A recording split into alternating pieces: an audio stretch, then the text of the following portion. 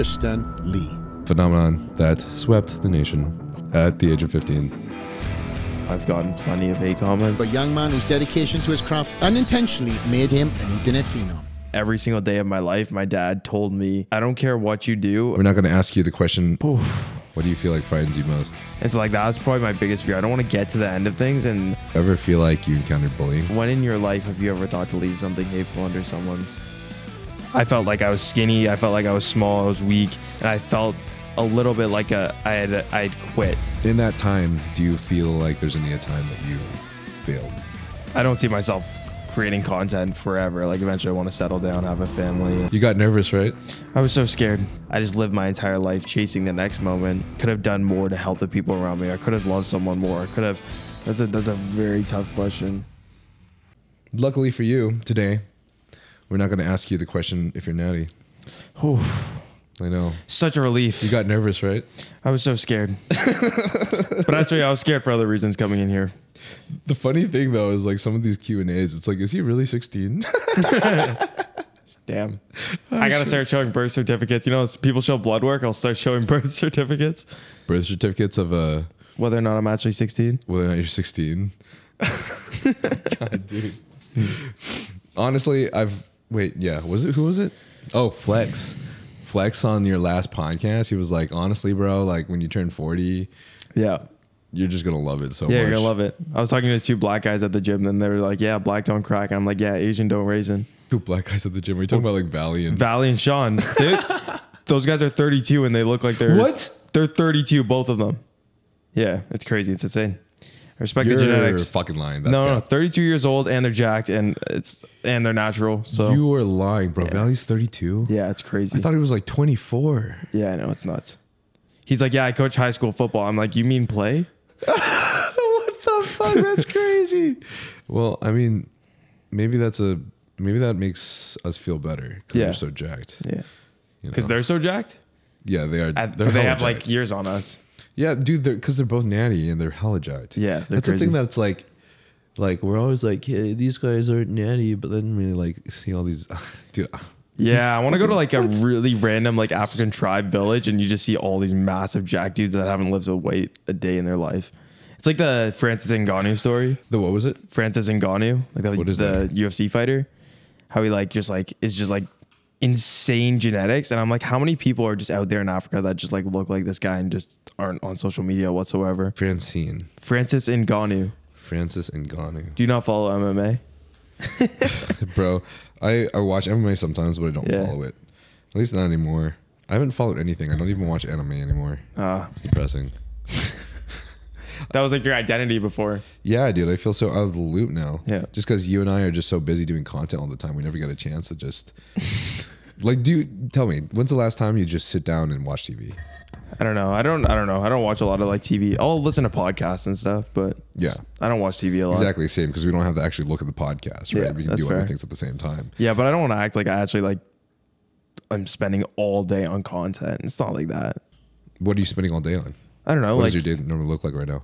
It's pretty chill. I mean, like I do spend a lot of time, like I would say probably like 8 to 9 hours a day on like content, whether it's like filming, doing like actual lifting, which is a lot of my content, posting on Snapchat or Instagram or TikTok, whatever it is. But after I kind of like backed off of like a lot of the YouTube editing and stuff, I just took a little bit more time out of my overall workload as far as content creation goes. Okay. But I'm sure with the podcast and stuff, that's more long form, so it's a little bit more work intensive for you. Mm-hmm. Yeah. Do you feel like you have free time?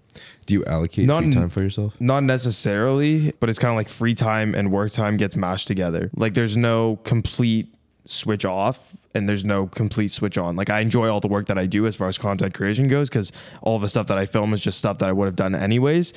But then there's times where I'm like, okay, well, maybe I could just go enjoy this. And I always end up like flipping out the phone or whatever, just getting some stuff along the way. So it's one of those things where it's like, I don't have complete free time, which I could delegate, but I really don't feel the need to, because it's just what I would be doing anyways. Do you think it's always going to be like this? Or do you think there's going to be a time where you're going to be able to easily transition into actually allocating free time? Say that like, building a family or... Yeah, that's definitely the point. I mean, obviously you have to work towards that. And we kind of talked about this earlier, Yeah. but like, I don't see myself creating content forever. Like eventually I want to settle down, have a family, and I don't know, go live on a farm somewhere or something. A farm? I don't know. Something chill. Like, You just saying this or this is? no, I think probably like I'm only 21 right now.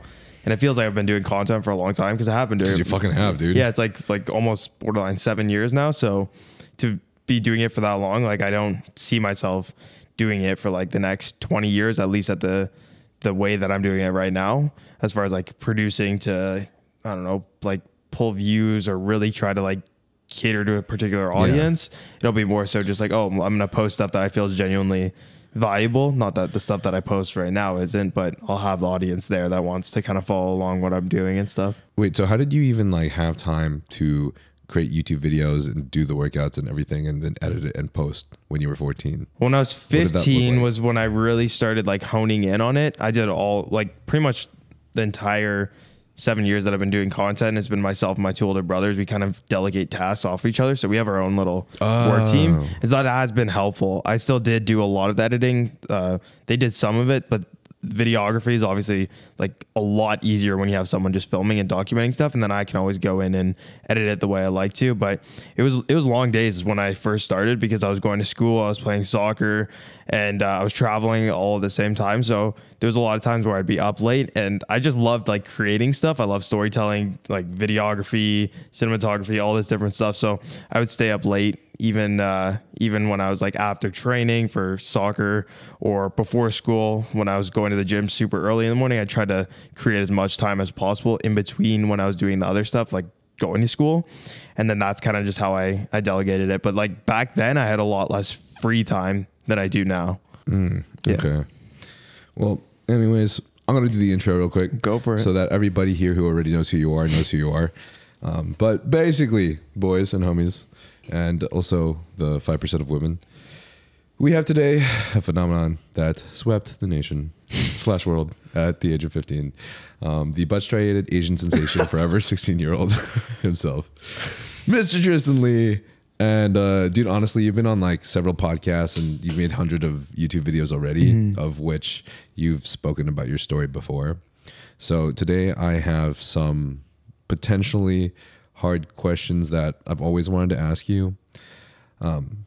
But really just because these are all things that have significantly impacted my own life, and I feel many of us have come across. Awesome. Thank you for having me. Yeah, dude. Thanks for coming on again.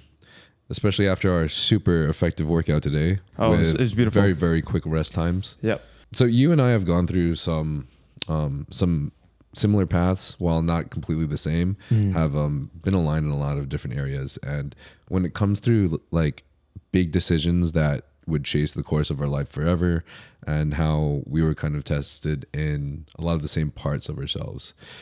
So I think in a lot of these places, I think one of the things that might have crossed our minds is like, will we break? Like how long until we might potentially break? So this, I'm not sure how easy of a question this is, because I've had two really big paths in my life that I had to choose from that would have been a completely different life, just period. Would just been a completely different life. Right. So what do you think your life would have been like today had you chosen football over bodybuilding? I think it would have looked a lot differently. I would have been, really grinding a lot harder probably than I am right now, as far as like working my way up the ranks. It's hard to imagine like what life would be like, because I spent so much of my childhood like dedicating it towards social media and stuff. And it was really like, it was fairly early that I did shift away from football, soccer to actually just pursue like social media as my full-time thing. So it really is tough to say. I definitely think I would be overseas. I wouldn't be here in the US. I wouldn't be working as closely with my brothers and my family, which is kind of like, it's sad to think about, like if that had been the path, because I think that it would have looked a lot differently for all of us, being that we work so tightly together. I definitely think that I could have taken it relatively far, but not to the same degree that I've taken social media. And I wouldn't have had the same opportunities to connect with the people and learn the things that I've learned through social media and through just talking and just like having certain connections that social media has just allowed me to do. So I think my life would have looked a lot differently. I think I wouldn't have had quite as much freedom to just be like, this is what I want to do, and I can just post whatever I want, and that's the driver of it. It would be a lot more directed towards that one specific goal. And then there's the question of like, what happens after that? So I don't know how I would have really necessarily taken that, being that I am very goal oriented. So if I don't have any sort of direction or path towards something, I get into my own head and I don't feel as good, and my quality of life goes down pretty substantially. So where do you think you would be right now? Location wise, or just location wise first? Probably somewhere in Europe, either in Spain or London. Those were the two spots that I was really leaning towards as far as playing professional football goes. Mm-hmm. Not here in the US, probably. And probably in Europe. Where were you born, by the way? Just Toronto. So, I was born in Toronto, but I grew up in this small town outside of Toronto. What the fuck is it with Canada breeding like excellence? What do you mean? It's irritating, bro. Everyone that's like just so excellent has just come from Canada.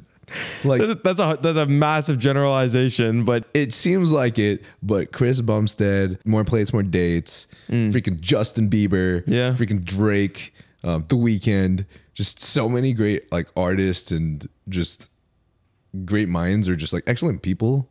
I feel like I've just come from Canada. Maybe it's because there's a smaller population, so it's like you kind of pick them out. So like, even though like there's been a lot of great people, it's like if you picked out every single great person that came from the US, it would be a lot more than Canada as well. It'd be a lot, yeah. I'm probably just drawing conclusions here, but it's still frustrating. Yeah. I guess like I'm trying to think of like excellent Asian people that you can think of in like American culture, but it's a little bit more difficult, I think.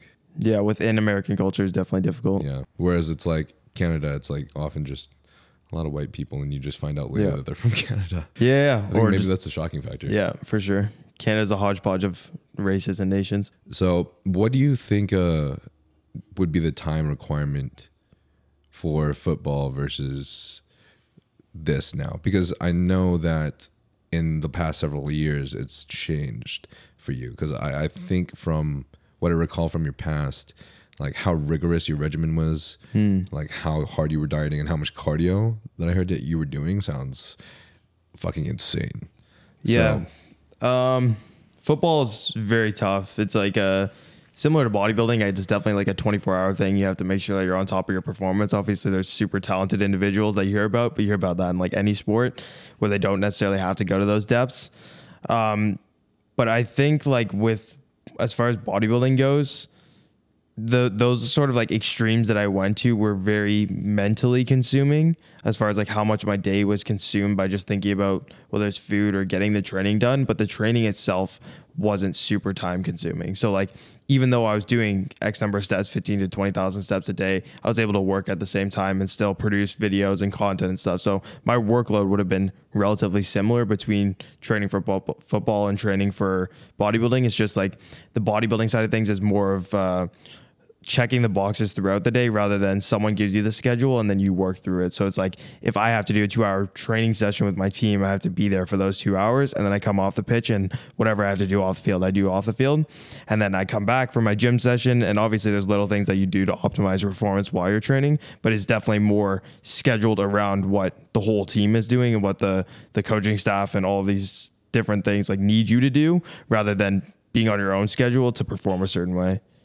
How many hours do you feel like, how many hours was required in football? So when I played in Spain, which is probably the most heavy training that I did, I would have a 2-hour team session in the morning, which would just be like practice.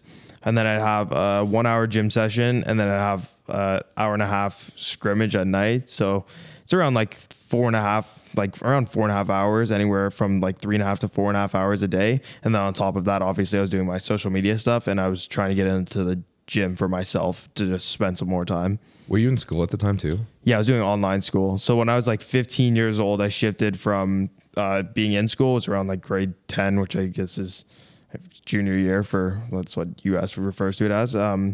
And that's when I shifted in the middle of that year to online schooling. I moved to Spain alone to play football. And then from that point on until like basically like high school, all of my high school, I just did it online. Damn. Yeah. So that offered up definitely a lot more free time to be able to do like the editing and stuff, because I was a little bit on my own, more on my own schedule. But I definitely think the being so regimented and having to hold myself accountable with schooling and training for football and doing the social media and being in the gym and getting my nutrition right, that contributed to when I went into like the bodybuilding sphere, and I had to be so regimented. How the hell did you fit that all in one day? My schedules were packed. It would be waking up super early. So I'd be up at 4 a.m. Usually I'd have like just that morning time to like do a lot of my schooling work. And then I'd have to be on the field by like 6:30, training till 9. And then afterwards I'd come back. I'd usually have my own personal gym session between then and whenever I'd have my like schooling that they did through the academy that I was with. And then we'd have the team gym session, and then I'd have schooling or editing, whatever I had free time for in between that. And then at night I'd go back for the team scrimmage, and I'd try to like finish and get to bed by like 9 or 10. But a lot of times the training would go pretty late. So jeez, dude. Yeah. It was long days. Wait, and what time did you wake up? You said 4? 4 a.m. Yeah.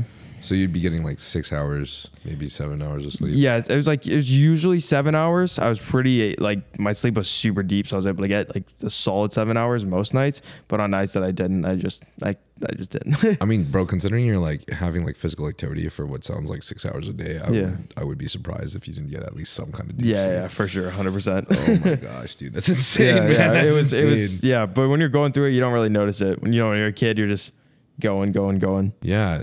Dude, that puts so much things in perspective. How did you even like just go there alone? So before that, you were living with your family, your parents and your brothers? Yeah, or? so I was back home. One of my brothers was in university. The other was back home with my parents.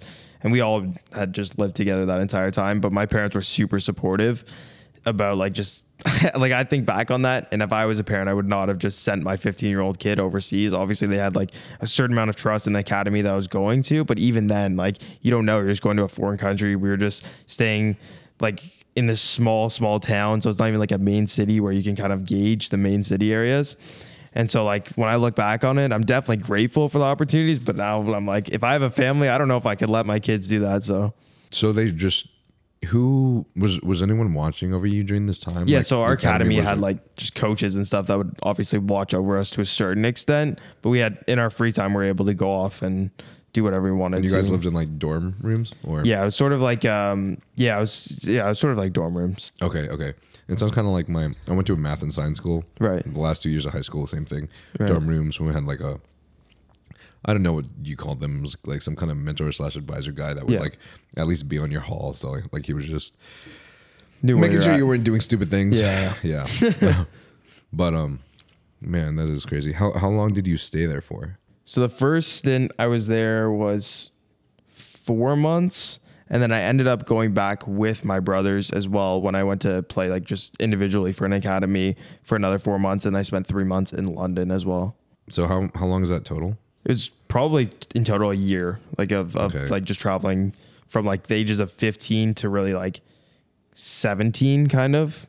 A year out of that time frame I was traveling. Yeah. So how did that, what did you think your future looked like at that point before you had committed to just doing social media? I was very like day after day, I was trying to figure out like, okay, I just need to perform for like this game or this session, and I was not really looking too far in advance. I was hoping that like the opportunities would present themselves through me like being successful in whatever sessions I need to be successful in. Right. And so I wasn't really looking super far in advance. Obviously I wanted to be at the top level. Like no kid who goes into a professional sport doesn't want to be at the top level. But then I think there's a certain amount of like realization that like, okay, I haven't climbed the ranks yet. And I was already 17 years old, and I was like kind of like still doing trials for second division teams in Spain and London and these sort of things, which isn't like bad.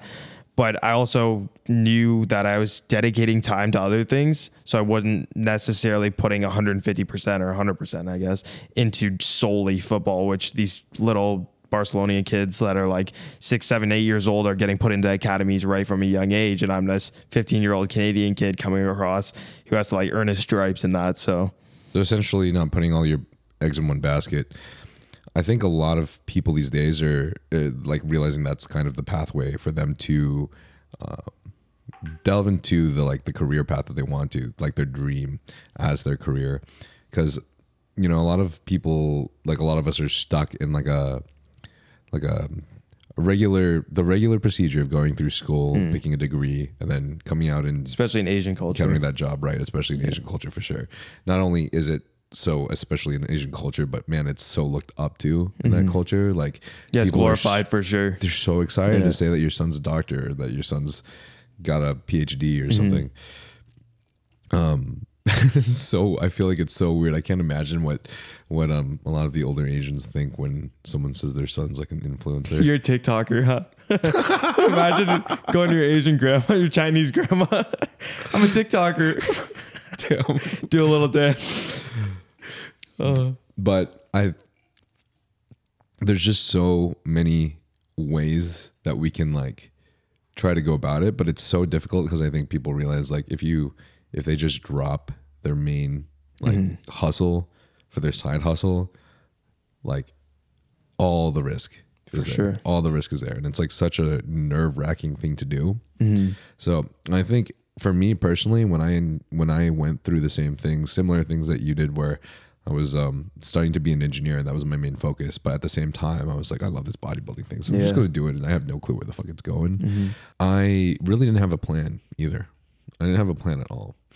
And did you ever feel like you had anxiety about like your future at any point? I was so young, maybe it was naive, but not really. I would stress more so about, am I performing on the field, than I would more so about how am I going to do this in 3 years. So because my stuff was so day-to-day performance oriented, I almost didn't have the mental space or capacity to think so far in advance. And also when you're a kid, you are a little bit naive. You don't think about, like when I was 15 years old and I just started social media, I was just like, this is cool. Like this, I gamified it, right? Like my numbers are going up and stuff. So I wasn't thinking, how can I make a career out of this? Or how am I going to support a family out of this? Or anything like that, really. It was super day-to-day at that point. Well, the thing is, I think that those things are linked together, right? For sure.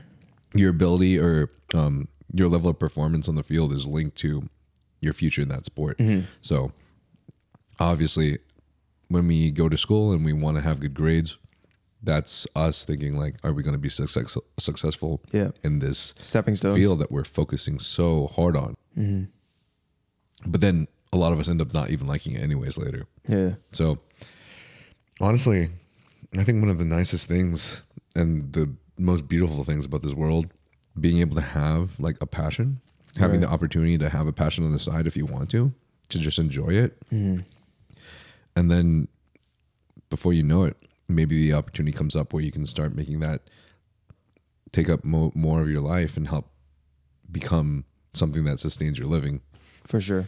But that also kind of sucks sometimes, because when you turn your passion into a job, it becomes a job, becomes a weight.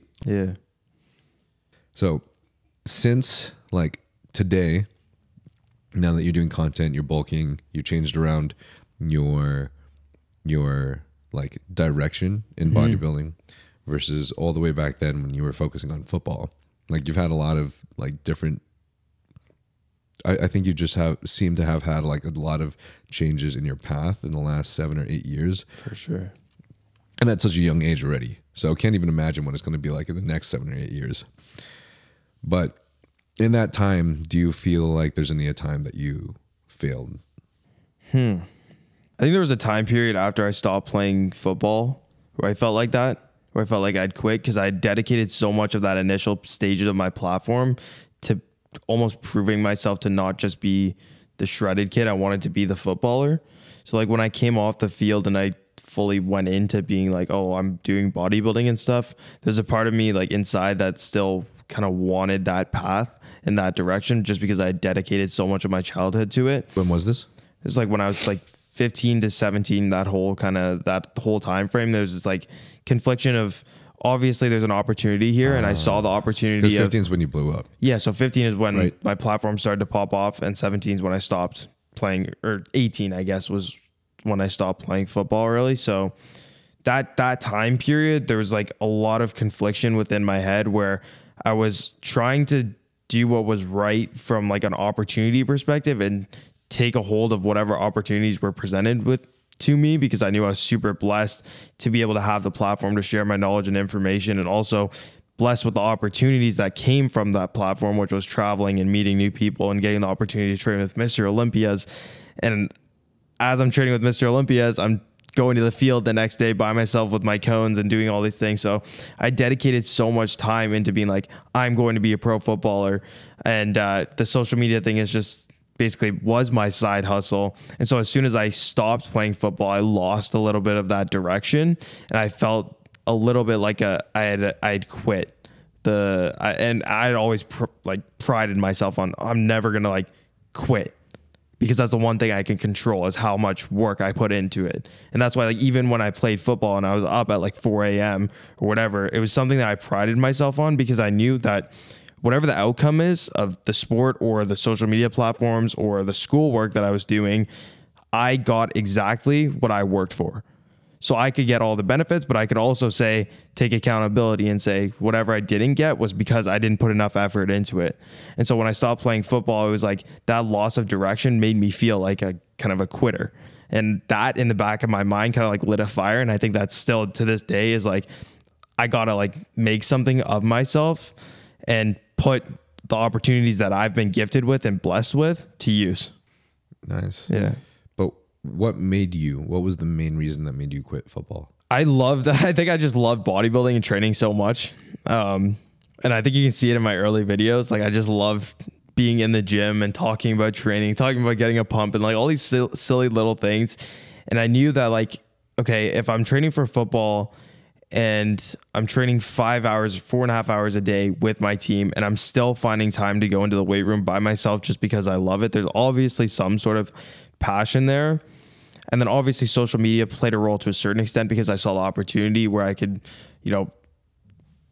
make more opportunities and meet more people. I was having a good time when I was traveling for social media, for fitness and bodybuilding and stuff. And I think like truly for like from the bottom of my heart, I genuinely loved the sport of bodybuilding. And to this day, I still do. Like I still get goosebumps when I'm training with Mr. Olympia or like meeting these people at these fitness expos, or when people say that they follow my fitness content. It's like, that's so cool to me, because it's just like, that's my everything. I love training so much. I know I wouldn't be here without training. And from day one, I was in the gym by myself, no cameras, 4 a.m. And that's how like everything sparked in the first place. So I've just always had this passion for lifting. And even as I was playing football and training for football, I was like, man, like I just love this lifting stuff so much. And then that opportunity kind of came in with like social media, that I could make something that's more than just me loving it out of it. And so I was like, okay, I can't pass up on this. Until we go to zoo culture and your rest sets are like 20 minutes. Yeah, but that's fine. Even that though, like I love like, yeah, I can't complain, honestly. Mm-hmm. Yeah.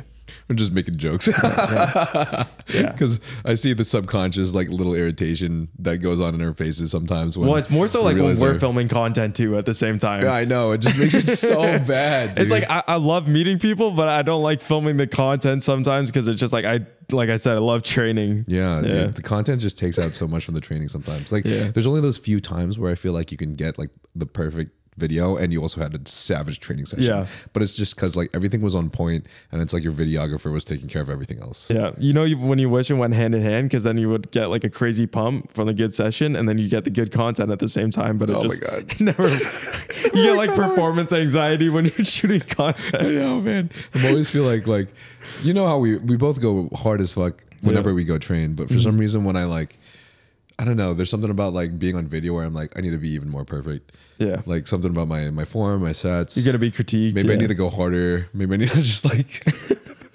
it's just crazy.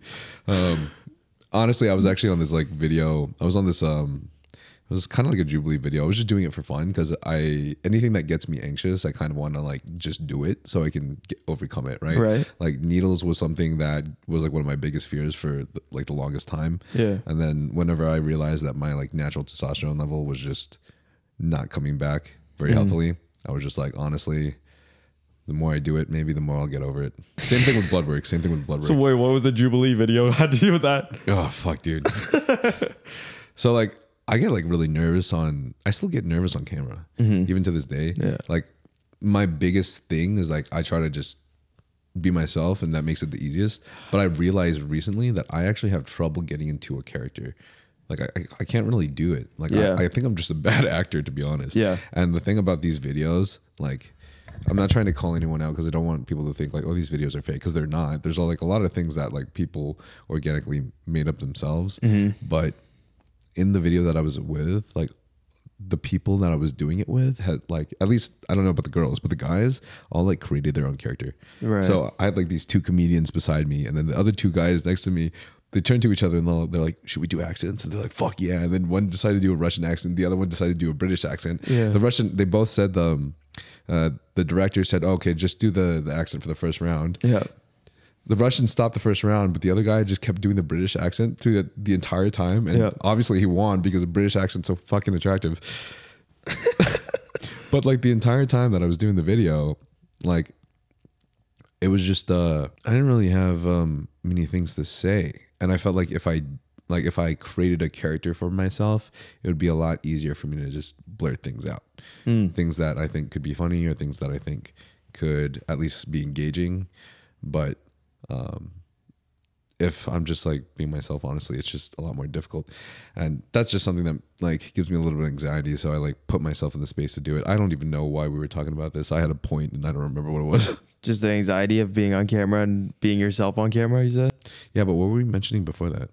I don't know. I think you were talking about, I don't know. You talked about needles or something. You just threw needles in there randomly. We were talking about, maybe we were just talking about being on camera. God damn it, dude. Yeah, you're still talking about being on camera. Like you just feel better, less anxious being authentically yourself. Maybe that's what we're going for. Yeah. Anyways, basically. Yeah, sometimes being on camera is just a little bit more difficult, but honestly, that's why I like the podcast space, because sometimes it's easier for me to just forget the camera's on and I'm just talking to you. You know what I mean? Yeah, we have a lot of conversations off camera, so it is very similar. Especially with long form content, I feel like you're just able to articulate yourself a little bit better. You don't feel like you need to have some sort of timestamp on it where it's this short clip, because that seems to be like the formula now for social media, is having these clips that go viral or pop off or anything like that. When you have the platform to do something that is a little bit more long form, you can actually articulate yourself a little bit better. Not to say that everybody's going to listen to it, because a lot of people will just watch the clips. But for you personally, as someone who is performing, it makes it a little bit easier. You have the time to say your opinion and speak, and don't feel rushed. And then we have context. Yeah. And that, I think, is the most important part. That's everything. How many mini clips are taken out of context, and all these people have like the most savage flaming content or comments. The streamers. The streamers. Like poor Eric Janicki and freaking even Larry from people just assuming that they're lying about what they're taking. Yeah. Just things like that all the time. There's so many mini clips taken out of context, but for sure. At the same time, like, do you do a lot of mini clips? Do you focus on making a lot of like? Do you make short TikToks? Form? Yeah. Do you do a lot of like? So like my only short form content is from like Instagram Reels or Instagram like videos and stuff. And all of my posts, you'll notice, like, I'll do some edits and stuff, some cool little like motivational things, just because I like the cinematography aspect of it, like putting together a cool edit. Right. That's what I find interesting, and that's what's like my entire explore feed. But most of my stuff is pretty raw. It's like just training clips, like me doing a heavy dumbbell press set or something like that. Okay. Yeah, I just, nowadays, if anyone's really interested in getting into content creation, for sure, mini clips are the way to go, 100%. Like everyone I know who has like an amazing engaging audience as well, it's like doing really well, has come from them engaging with their TikTok audience. It just seems very easy for people to just consume that. And if you're doing TikToks or mini clips where, for example, you're just talking to your audience, it's literally like throwing out a crap ton of mini YouTube vlogs. Yeah. All out. Oh, and everybody has short attention spans. And that's not like, I mean, it's not necessarily a bad thing. It's just the way that you have to give information out has to be a little bit faster pace, at least in the delivery of it. So podcast in itself, even though it's a long form platform or media form, it's still clippable. Like people will still watch the clips from the podcast, even though it is so long form. I like that it's not. I think a lot of mini clips though are I feel like a lot of mini clips have to be scripted or are normally best when performed a little scripted. You know? Maybe. Like at least you write out like the kind of idea of what you want to put out there. But you know, you see little tiny cuts in between every few seconds on like TikTok. I can't stand that, dude. Really? Why? I just don't like listening to strung together sentences when people can't speak fluently. Like I would rather hear the likes and the uhs and the ands and the pauses than hearing every 3 seconds a jump cut. Yeah, I know, man. And people don't know how to blend their audio, cross dissolve their audio, so you hear the clipping of the wind every time they talk. It's the little things that frustrate me, man. Damn. Okay, I want to backtrack a little bit, but Sure. So you were with your family and your parents up till around 15?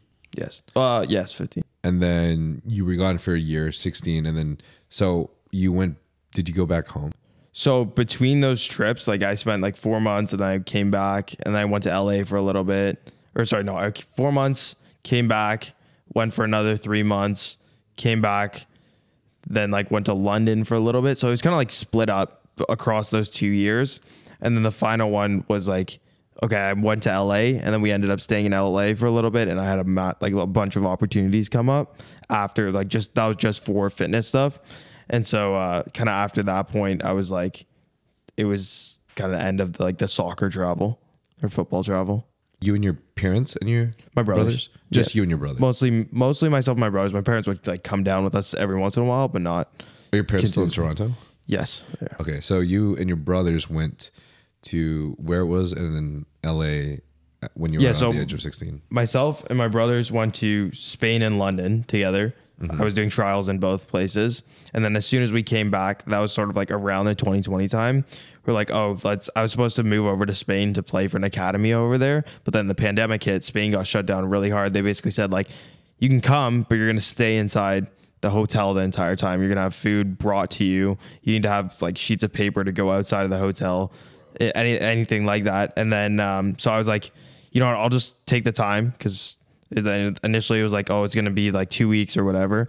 And we'll just go to LA for a little bit and just see how it is. And then when we went down to Los Angeles, we met a ton of different people, some of the Nelk boys, spent more time with Brad, Larry, all these different guys, and started to have these real opportunities come up with the platform. We'll get right back to the podcast in a second, but I just wanted to take this break to thank you guys immensely because this podcast is my favorite content to create, and I couldn't have done it without you guys.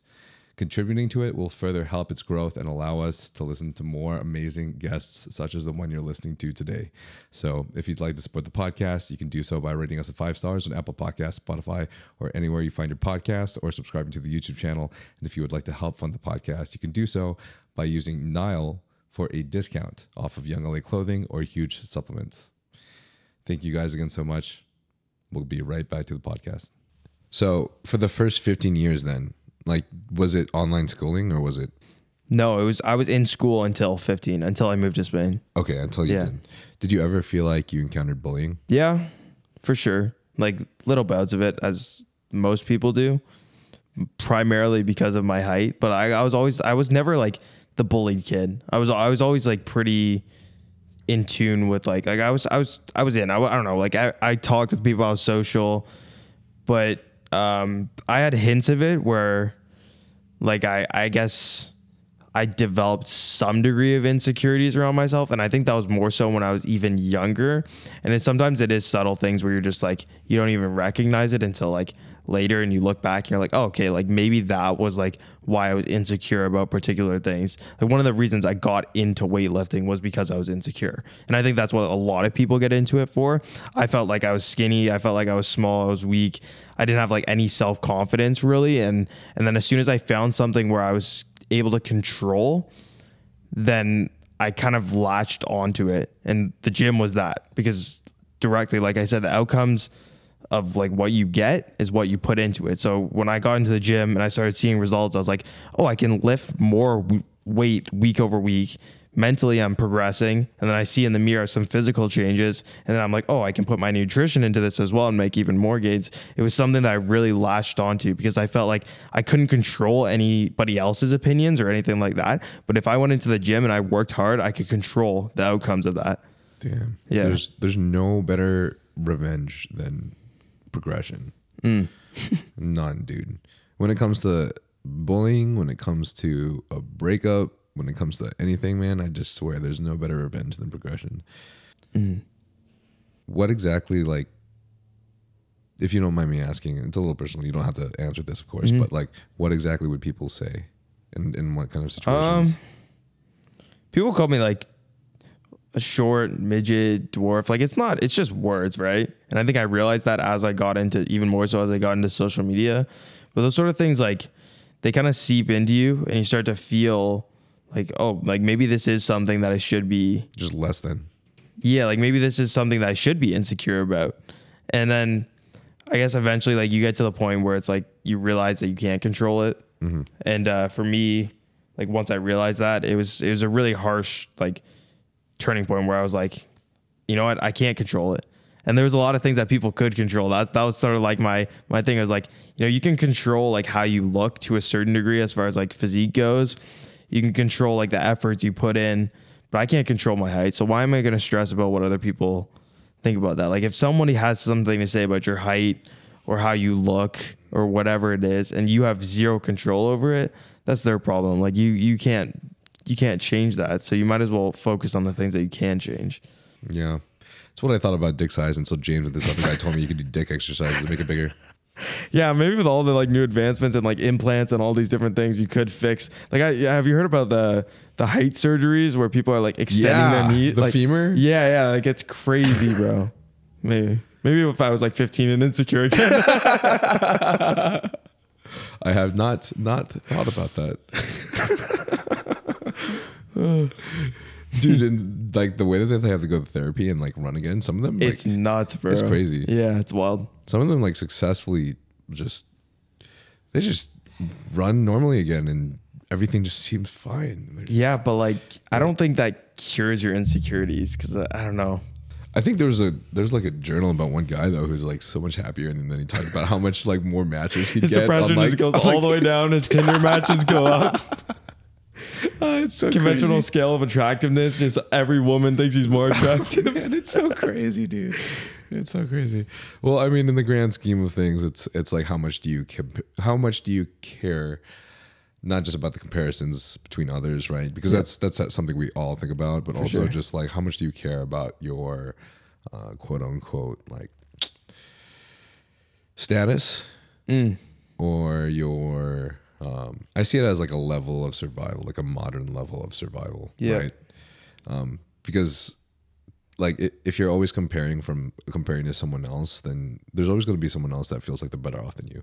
There's always going to be someone else that feels like they can acquire a better partner than you, or a better house than you, or acquire something better than you. Like always, right? But we're all born from such a different world, right? And that's what just tears us all apart. That's what tears us apart all the time. Like if you wake up, you didn't get enough sleep, and you feel a little depressed. What's the easiest thing to do the moment you like look on social media and you see someone's like engagement numbers? What's the easiest thing to do when you like see that someone won a show when you didn't? Do you do that now? As far as social media numbers go? What? Compare? I think I encounter comparison all the time. Yeah. I don't, it's not even something that happens on purpose, right? Yeah. It's like, subconscious sometimes. Yeah. It just comes all the time. For sure. It's actually a really, really difficult conscious effort for me to remind myself there's no fucking point. There's no point. Like there's literally no point in comparing with this person. Like I am special with who I am. Like, and I think true confidence, which is a really difficult thing, but true confidence comes from being able to accept you and your own faults, whatever they may be. Right. It doesn't mean like thinking you're perfect or wanting to be perfect, but it's like understanding that you're not, and still having that the confidence in what you are, whatever it is. And that's hard, man. Shit's hard. Yeah, no kidding. I don't know, man. I think maybe women are better at that. Maybe guys, maybe it's better for us just to like distract ourselves with like fixing the lawnmower or going to the gym. Yeah, I think it exists in different manners for males and females. Different sort of comparisons. Do you feel like you ever encounter that? as far as comparison goes. Yeah, comparing yourself. Yeah, I catch myself a lot because like I went into a really dark place when I kept comparing constantly, and I realized that like none of that helped anything at all in my life ever. What did constantly comparing constantly look like? Like I don't know, just like it was very subconscious. You look on social media and you see something as simple as someone's physique or something as simple as someone's engagement. Like those are two things that are like do not affect you in any way, shape, or form in real life. Mm-hmm. But just the mental thought, like the saying comparison is a thief of joy, never rings true when it comes to social media, because there will always be someone who's a little bit higher. Like when are you going to be satisfied when you have more followers than The Rock, more followers than Cristiano Ronaldo, right, Kylie Jenner, any of these people? And then at that point, it's like these people are up there and they have their own insecurities about stuff that they maybe can't even change at all. Mm-hmm. And so I think you have to come to the realization for yourself that you're doing whatever you're doing for you, and it may be to help other people, but you're not doing it for validation necessarily from those people that you're getting likes, comments, receipts from, like whatever in social media. I think a lot of us don't even realize that we want it sometimes. The validation? No, we want the chase. Oh, right. Yeah. We like the comparison. Part of the comparison is like the chase. Mm-hmm. So an example is a personal example, I'd say. I'm not sure how closely this applies, but I feel it does. One of the things that I wanted most in my life was just to get the body I wanted. That's it. I just wanted to get the body I wanted, and I'd be confident in it. I'd be happy with it, right? And it didn't have to be anyone else's body. It just had to be my body, but the way you wanted it to be, with like this much more muscle and then like this much less body fat, and then just like healthy, right? Mm-hmm. And that was me when I was a kid, when I was super, super bullied, right? All the way up till middle school, always bullied for being overweight, short, and Asian. Lived in Texas. Just very, very outcast, looked very, very different from everybody else. Kind of like your poster boy, bow bun boy. But then after acquiring that, was very happy about it. Mm-hmm. But that wasn't it. That wasn't the end. Right. For some reason, that just wasn't the end. For some reason, there was something a little bit more I could get. And that could be gaining more followers. Mm-hmm. That could be having my success seen more. That could be like impacting more people and like showing more workouts. Yeah. It was a lot of different things. Some things were what I feel like would be like fulfilling and deep, and some things were absolutely what would be considered shallow. I wanted all of it. And then in San Diego, there was a point where like I feel like I grew so much, and when it came to the content space, there was not many content creators in San Diego. And I don't want to say this like sounding, I'm just saying what I observed, but I felt like I was the only one really doing it. Right. So like I felt basically like I was the top at what I was doing there. There wasn't very many content creators, and the ones that did were like really new and small. I didn't have anyone to collaborate with. I didn't have anyone to work with. I was very alone. There was not really even any video editors or videographers there. Very, very like fucking significantly less than here. So what did I do? I feel like I had the opportunity to just be happy with what I had. Mm-hmm. I think I had the opportunity to just view everything that I had, be grateful with it, and be like, that's good. But that's not what I want, because I don't think happiness is just something we can acquire, right? It's a signaling. Every time you get something more, every time you improve, you feel happy about it. But then the happiness goes away until it's neutral again. I realized what I wanted was growth. And so I moved to LA.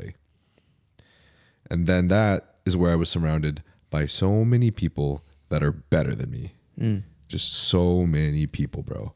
And that shit's intimidating, because I look left and I look right and I compare. Yeah. I look left, I look right, and there's fucking there's fucking the TikTok star we were talking about that's getting $10 million on Snapchat in 1 month. And I'm just like, what the hell am I doing with my life, man? I'm working so hard. Am I doing anything? Am I like doing anything on purpose? Like that's what starts going through my mind. Like, am I even like could I be doing something significantly more right now? Yeah. am I doing this the wrong way? Because am I wasting more time than I should and getting a lot less progression out of it, getting a lot less exposure out of it, getting a lot less success, or even like money for living? I don't know. I'm just wondering these things. But the things that matter to me, right? The number one things that matter to me, I remind myself are not those things. Like the number one things that matter to me is love, is my friends, is my family, because that's the stuff that keeps me happy no matter what. No matter where I am in life, that's the stuff that makes me fucking happy. And if my friends are happy, if I can do something to help the people that I love around me be happy, that really makes me really happy. But the dopamine rush is nice, right? Dopamine rush is nice to like get really shredded and win a competition or fucking bulk up and then get a bunch of like YouTube videos that like do really, really well on your page. Like you get number 1 out of 10 on your YouTube video and you're like, fuck yeah, that's sick. Yeah. So I think something important for myself and maybe important for other people is like to realize if we're comparing, it just means we want to be better. It just means we want to grow. Which isn't necessarily bad. Which isn't necessarily bad. But there's no point in comparing yourself with someone that isn't Asian, that isn't, how tall are you? 5'5". That isn't 5'5". 6'1" in Air Force Ones. Nice. 6'1" in Air Force Ones. That isn't named Tristyn Lee. Yeah. There's just no point, bro. There's literally no point. It's just so hard to remind ourselves that. But like, I think it's something that we should just write on like a whiteboard on our wall. For sure. Like every time we wake up, just like look at it and be like, don't forget, there's no point in doing it. Yeah. You know? That's why I always say comparison is a thief of joy. Right. It is 100%. But striving for more, like you listen to Huberman, you listen to all these guys, right? Yeah, love them. So dopamine's not from like the result, right? It's from chasing something. Right. So like you're saying, when you're chasing numbers, when you're chasing reaching a certain goal, and I think almost every athlete has talked about this, or any successful athlete. Eddie Hall with the 500 kilogram deadlift afterwards went into the biggest depression of his life, he said, because you get this high from everything is all on this one goal. And as soon as I have it, I'll be happy. And then you have it. And it's like, what's different? What's changed? You're still going to lie in the same grave, right? Or you're still going to have the same, in a more positive terms, you're still going to have the same family behind you. Obviously your family's going to be happy for you, but your friends are going to be there. And these are the people that really matter. So all the accolades, the success, the fame, the money, the clout, all these different things don't mean anything at the end of the day if you don't have your loved ones around you, if you don't have your friends around you, and if you're not able to like really genuinely do what you're passionate about. So that's why I always try to set my focus on, is that at the end of the day, like once I have this materialistic thing, and materialistic could be anything as far as like even something as simple as likes or engagement, how is that genuinely going to change my life? And you get to a certain point, obviously money is a resource. And I know you've probably experienced this as well. It's like, it only takes you so far when it comes to happiness. It allows you to do things that can make you happy and provide you with joy, but you still have the same friends, you still have the same family, and you still have the same passions that you need to fulfill, with the money or without. And you know what's something that's kind of crazy is like, I've noticed as long as like you're in a certain threshold above like what is actually necessary for survival. Yeah. I've realized like having the number in your bank, whether it's bigger or smaller, it's really all your mental perspective of like the opportunities you have. Yeah, you just crazy. feel like you have more opportunities. Especially when you're numbers oriented. I don't know, like it's just like something that's like there legitimately is a chase, like a rush to chasing certain things, right? And something that's quantifiable like that or objective. It's like, oh, I can just reach out to this one step. And it's ultimately unfulfilling. I want to know if you feel this, but first I'm going to ask you your perspective. When in the process of trying to acquire something, do you feel the biggest rush? I would say when you first lay out the plan, because then you don't experience any of like the downfalls. You know what I mean? So like when you set your goal on something, oh, I'm going to do this show. And then you're like, oh, the first few months are going to be bulking, and the next few months are going to be cutting, and the next few months are going to be bulking. And you kind of like, this is very like shallow, but you have that plan and everything is like, okay, now I got to just go do it. But then it's also like, But I kind of just did it in my head. Like I kind of already just planned it out. Like that was the kind of the exciting part. Like, so it's like, I think that first step of like planning out getting to the goal gets people really fired up. And then a lot of people have difficulty stepping, right? Taking the action. Right. I think you and I are on a very, very, very similar page on this. And I feel like the biggest rush is when you feel like you're about to get it. Yeah. I think that's the biggest rush. And it's bigger than when you fucking get it. Yeah, for sure. And it's crazy, dude. This is just a little story. It's a little different because I changed my mind, my perspective on purpose. But when I was trying to get my pro card, I'm not like any of these people like Anton or anyone else. I'm not that special, bro. I'm just some fucking You need to have him on here. That would be cool. Yeah. James and I were talking to him on the last podcast, so talking about him. So hopefully maybe it gets his attention. Yeah. Guys, send Anton a DM, tell him to come on Trensparent. But when I was fighting for my pro card, unlike all these amazing people and like James who got it on the first try, I had to go through 9 shows, dude. 9 competitions. Small ass little Asian boy just wanted his pro card. And it was like 5 national shows. So, and I mean, like, I'll be honest, like, I was natural for like the first 6 to 7. So I guess doing national shows as a natural, like, maybe like looking back on it now, I should have expected that it would be as hard as it was. Right. But you know, I didn't really understand. The naivety kept you going though. Yeah, sure. I didn't understand steroids really. I knew that it was probably super important, but I just didn't want to do it. Yeah. So I just remember every time I'd get 16th plus place at nationals and I'd be like, fuck, dude, fuck. Like, and it wasn't even just like that kind of fuck. It was more like, it's like where your heart just feels like it drops to your feet. Was that like a big failure moment that you felt like? Yeah. Yeah, 100%. For sure. Big failure moment. And it happened so many times in a row. So there was one point where like I would wake up in the middle of the night crying because I had dreamt that I won my pro card. But when I woke up, I realized it wasn't true. Man. And so I think I was just feeling a rush every time I got close. Like when I won overall, I was like, fuck, I'm almost there. But then I'd go to nationals and would crush it again.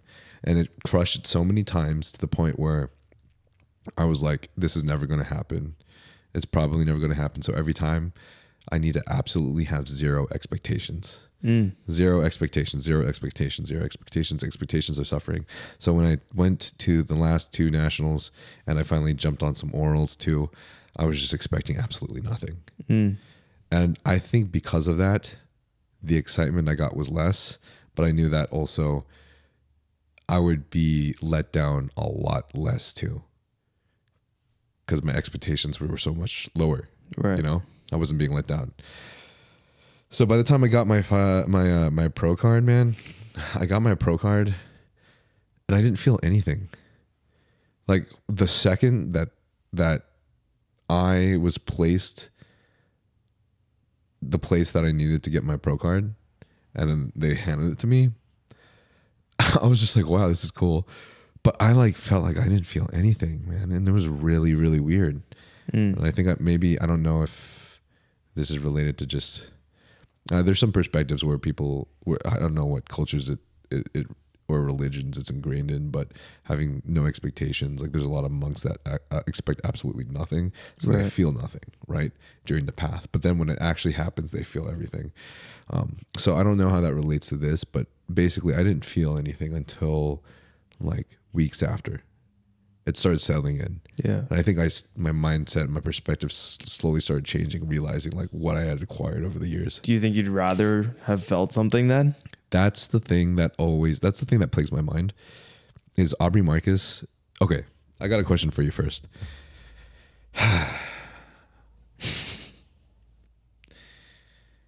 It's kind of a weird question, but in your own words, if you had like a sentence that you could just create as an answer to this yourself, from your perspective, what do you think is the nectar of life?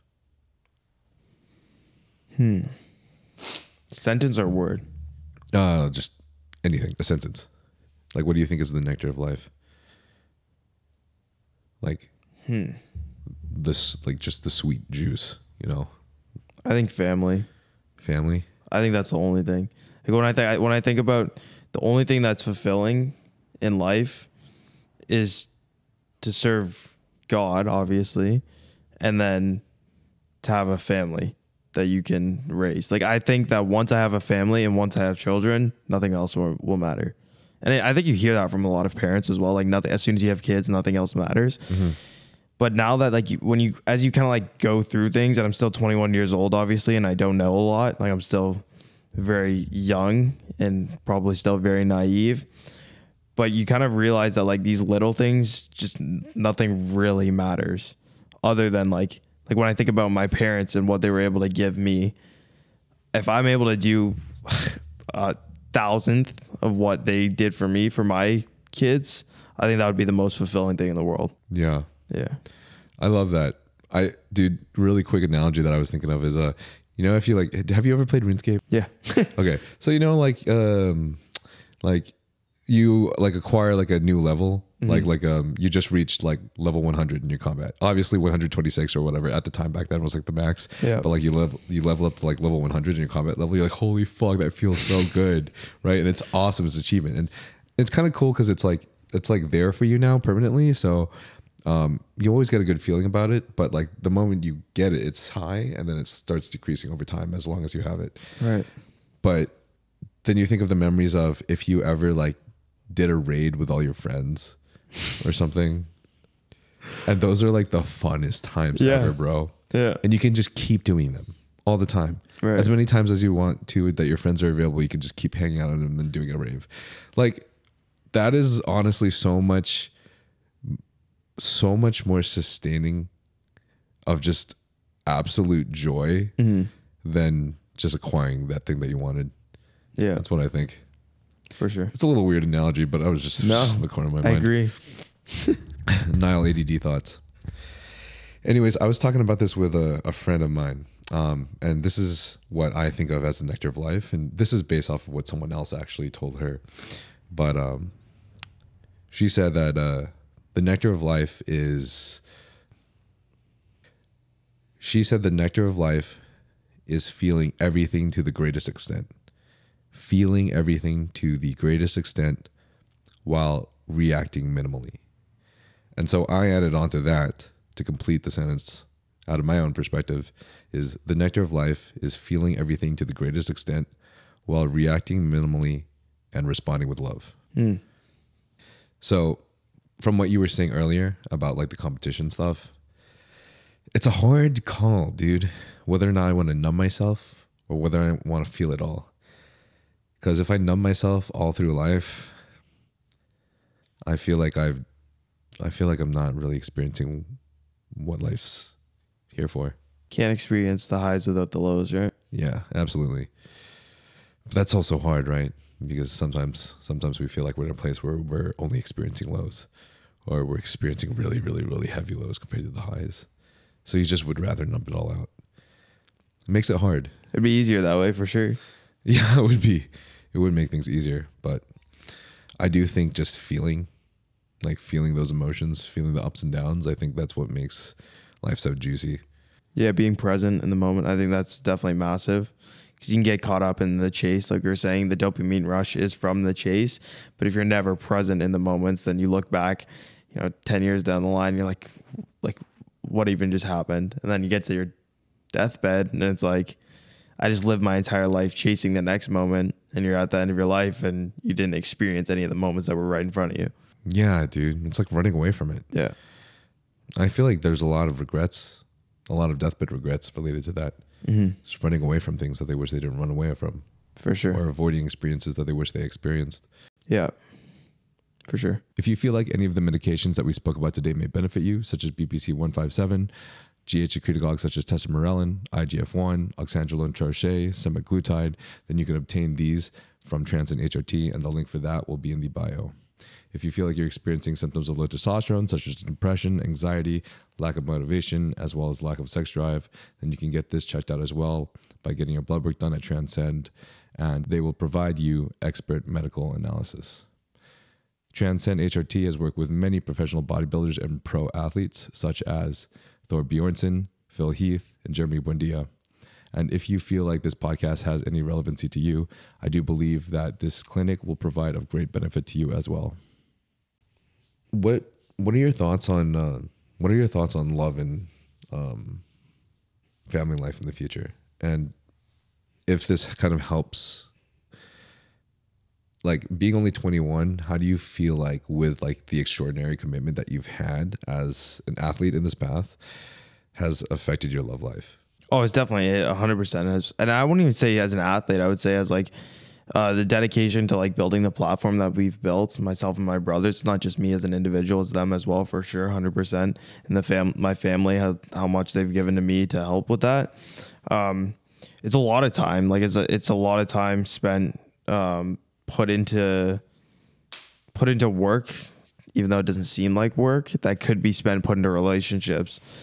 And I kind of tried the little bit of like the social thing for a little bit. What do you mean? Like going out and meeting new people and kind of trying to find, not trying to find a relationship, but being more open to a relationship. For a long time, I was very closed off to it. At least stepping out in the space. And I think I came to a little bit of a realization that like I'm still not at that point yet in my life. And I think I will be within the next couple of years, even like as soon as 2 years. But right now, I am very focused on setting myself up in a position that would allow for one, like personal growth to the level where I'm actually ready for a relationship, but then also obviously being able to support a family in the long run. So those are like, although like you can try to do both at the same time, I know, and you've probably experienced the same thing. It's extremely difficult to balance going all in on, especially now with like the nature of what social media is.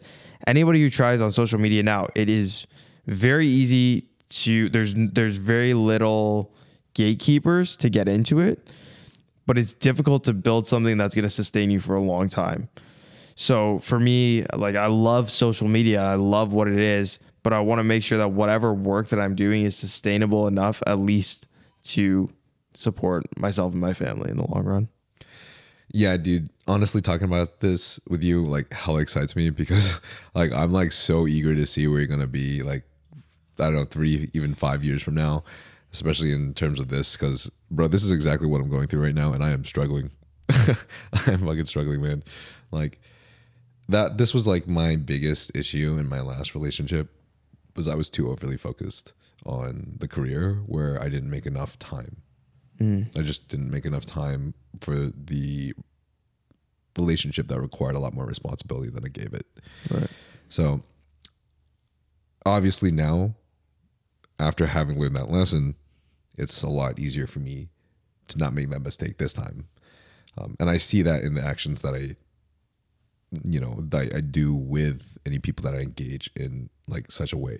But I think similarly to you though, even now at this age, like I know that I'm looking for something more serious at this point, and I don't want to feel like I'm chasing it, because sometimes I like the thought of like when you don't chase things so hard, they kind of just come to you. Yeah. It's kind of how it happens most of the time, at least for my relationships. Whenever I did want a relationship, that's when I had to, just had to end up in one.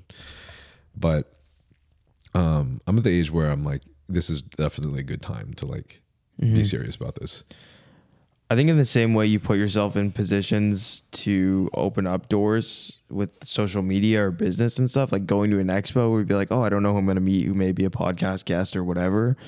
Or like networking, as everybody says in LA, which I honestly, it's a silly term. It's really just like, I'm not the biggest fan of the term either, but yeah.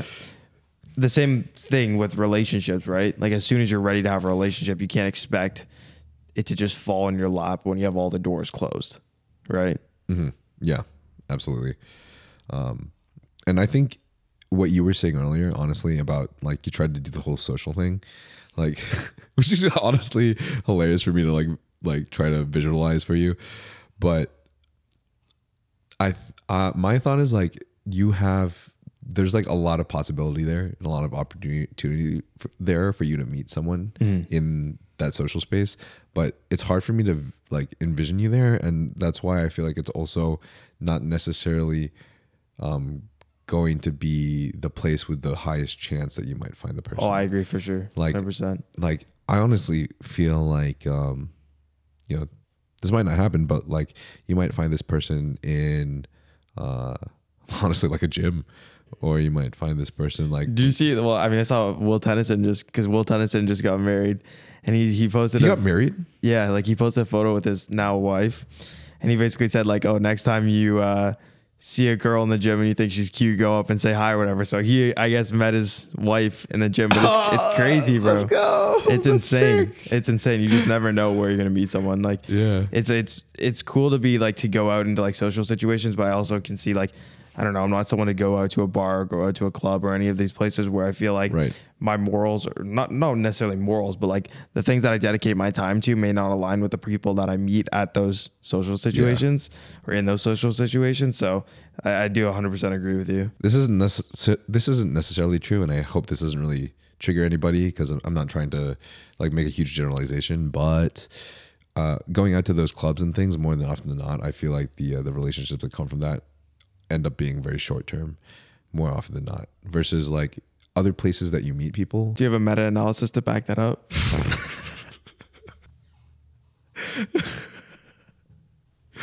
Oh fuck. Honestly, dude, like fucking, if you go rock climbing a lot, you might find a sick rock climbing gal. Maybe. You go snowboarding a lot, I don't know, maybe you'll just suddenly accidentally Stumble run upon. into someone else while they're snowboarding. And Oops. just, whoops. Have your K-drama come to life. Yeah. Yeah. But anyways, you're pretty young though, so honestly, I think you have a lot of possibilities, and just there's so much potential. So I think the world's looking up for you, man. I hope so. Have you ever experienced heartbreak? Not to the degree that most gym bros have, I would say. Mm-hmm. The only relationship that I was really in was like high school, early high school, and it wasn't like heartbreak. It was just high school. Like, I don't know. I never really experienced that. Damn. Yeah. I know it's short. It's not really very exciting. But I've been so like. That was a terrible story, man. Well, You're I gonna mean, change the story right now. She tried to stab me. Oh shit. Oh, we going there? Imagine. I just come up with some crazy story. Oh, shit. No, I was like super focused on like, I've always been super like focused on goals of mine and stuff. So I've just never dedicated a lot of time. And that's like probably why I also haven't had any extreme degree of like heartbreak where I was super torn up about something, just because that has been an area of my life that I've like been super dedicated to. Nice, dude. I remember when I was super young and I had like nothing to focus on. Yeah. Like heartbreak was my everything, dude. I was just like so reliant on the validation of this girl. I'm glad that's changed. Yeah. Well, that's a question I like to ask, honestly, every podcast, every bodybuilder that comes on here. I'm always curious. Like, have you experienced like what's I feel like your a lot heartbreak, of them bro? have. Yeah, for sure. Because like most people who get into the gym are like, yeah. I just had a mad breakup and now I need to go work on myself for a little bit. Yeah. I feel like I've had like so many heartbreaks. I feel like Really? I've had like countless. Yeah. That's now that you told me you feel like you've had like almost none. Yeah. This is very concerning for me. I don't think you should be concerned. I'm not normal in that regard. In that regard, at least. So this might be a little bit weird to ask now, but just out of curiosity, what was your relationship with your parents like?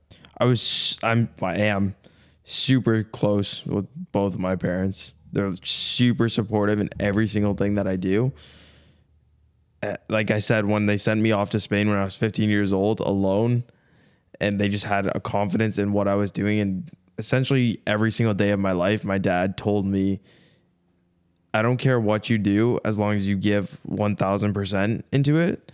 That confidence in the back of my mind pushed me to limits that I never thought were possible. And it's a very small thing, but all you need is one person or one thing that pushes you like that or gives you that little bit of self-confidence to go forward. And so if I didn't have the parents that I have to support me, as well as my brothers, because that's a massive thing as well, we do everything together, that I would be absolutely nowhere. 1000%. They're probably, yeah, they're the best parents in the world that I could ever ask for. Damn, that's awesome, bro. Yeah, man. You're gonna make me tear up. So, like, what was I love asking this kind of question. I actually got this from Diary of a CEO, the way he asked it, but I think the way that he asked it just makes it so easy to get the kind of explanation. But if I was like a fly on your wall, up till the age of 15, what would I see in your household? My dad and I and my brother spent a lot of time together building things. So we'd make little games in the house. I used to play hockey, like ice hockey. So we'd make these little like stick, like puck handling, stick handling games and stuff. And he'd help me, like, cause I wanted to like play hockey. So he'd help me build like these training things to work on my stick handling, things like that. And then when I went to soccer, he'd come to the field with me, help me set up cones. He'd pass me the ball. Like we just pass back and forth, things like that. And then my mom was always like super supportive. She'd drive me to whatever I needed to do, like as far as sports go. And yeah, it was like, I don't wish that I had more to say as far as negatives, but like I have really had a very blessed upbringing, and I'm so grateful for that. Damn, bro, that hits. I always wonder, like, how do I want to raise my children? You know, and for me, sometimes the thing that runs through my head is the opposite of how I was raised. Not necessarily the opposite, but there's a lot of things in the way I was raised where I feel like maybe there could have been some more empathy. Yeah. But the way hearing this from you, like, it sounds so beautiful to me personally, because I think one of the best things that you can give your child is time, like quality time. I think that's a great love language. Yeah, I 100% agree. My dad's a workhorse, and now I only understand it now how much like he works in general to have had like supported us during that time, and even like to be able to just like do what he wants to do now with us, like if he wants to come out and travel and stuff. So for him to be working as hard as he did, as well as making the time to like come to my soccer games, come to my soccer practice. If I look up into the stands, I see my parents watching or my brothers watching. Like those little things make the biggest difference in a kid's self-confidence even. This is kind of crazy, but I'm actually like drawing some lines from my own childhood right now where I'm like realizing like I found myself having similarities with my parents in places I didn't know was because they were my parents. Yeah. It's pretty cool.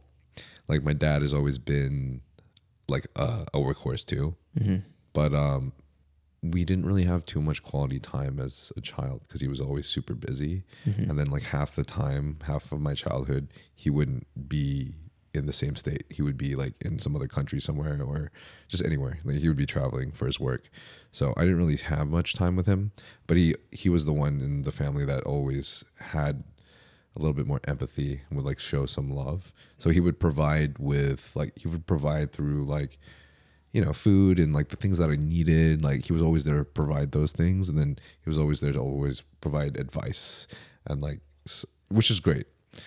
But I guess the quality time is the thing that I feel like I was missing from that. And I realized recently, this is literally just a thought I just had.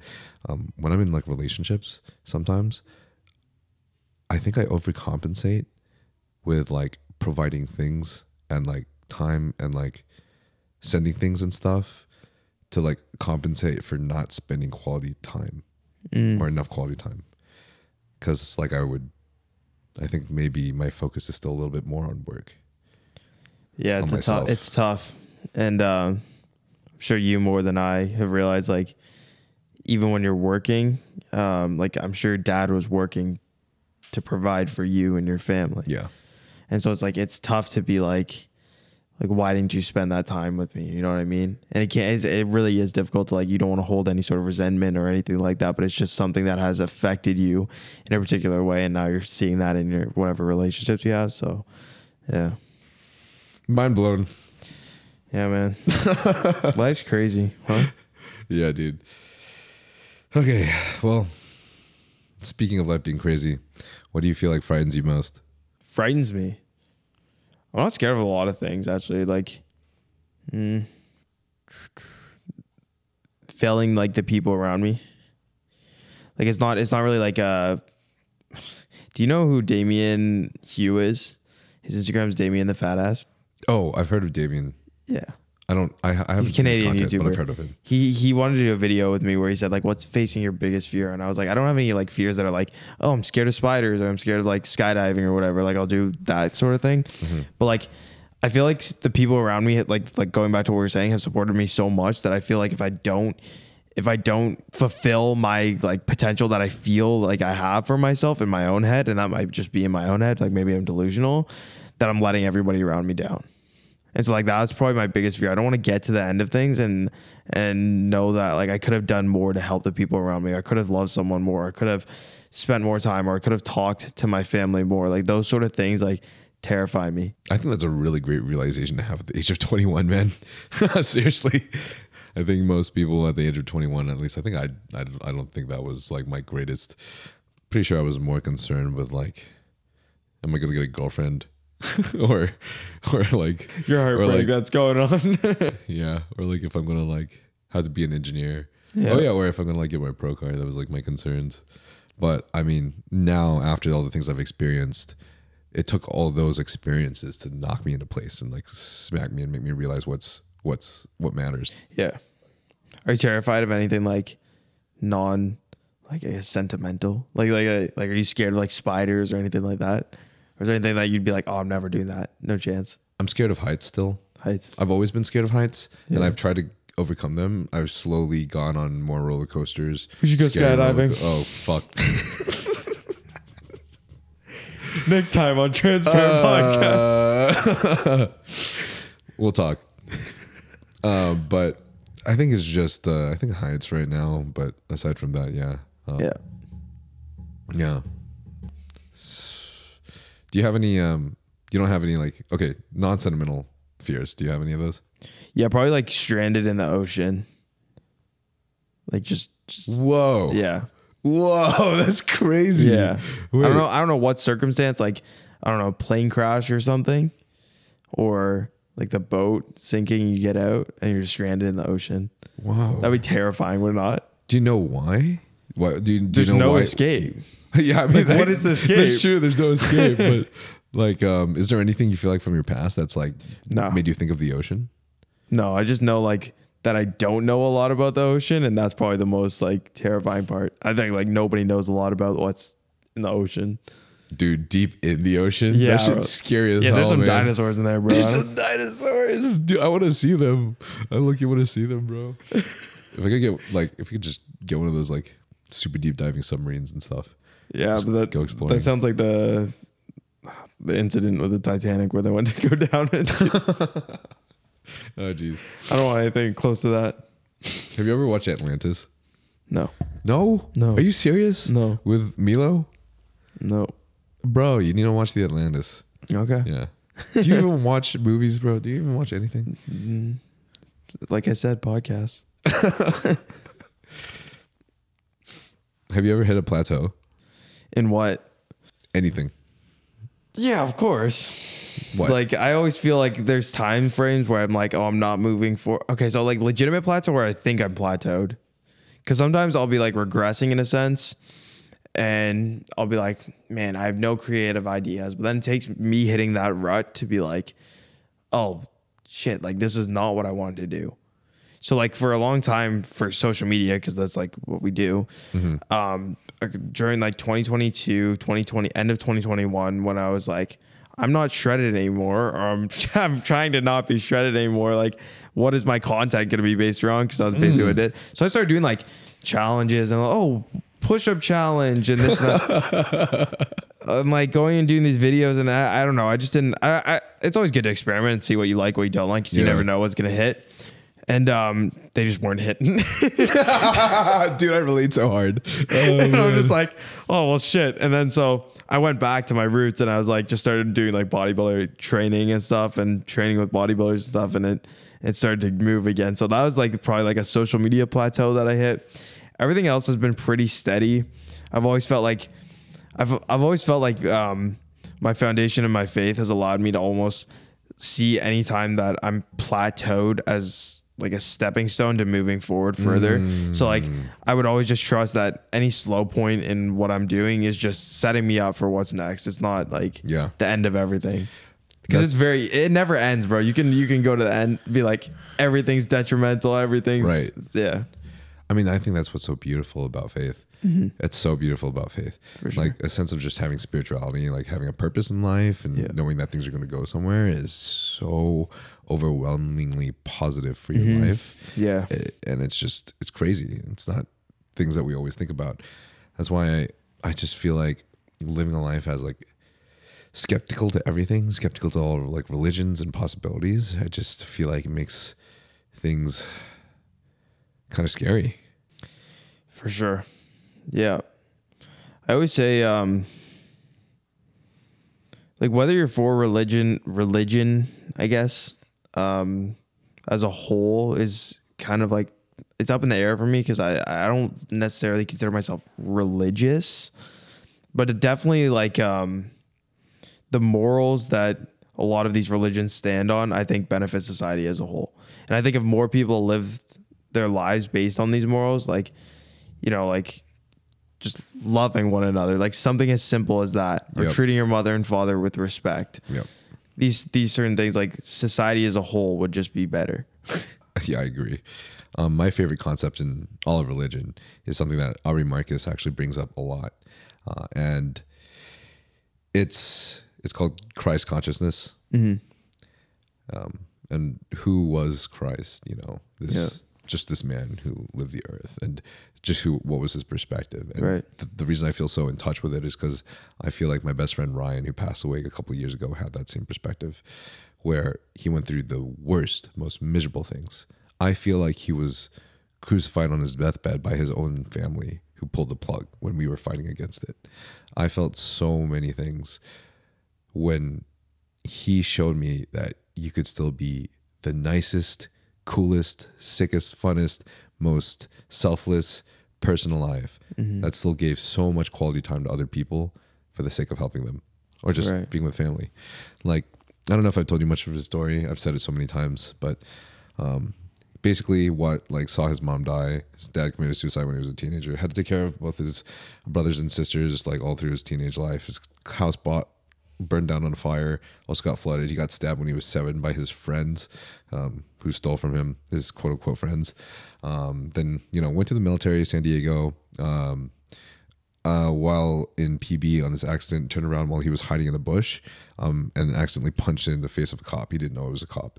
So obviously went to jail for years. In jail, tons of things happened, as you can imagine. Since he was such a nice guy, the fire department asked him to be a firefighter while he was in jail. So while he was in jail, he saved multiple lives. And then one day, there was this kid who shot himself, missed his brain, was basically dying on the ground. Ryan saved his life, and the kid ended up being the son of the police department officer, the chief.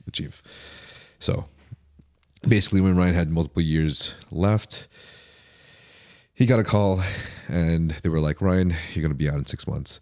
And he just fell to the ground crying. And then 6 months later, we met.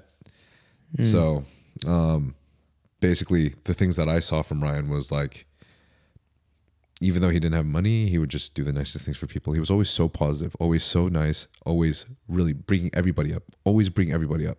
He never brought anybody down.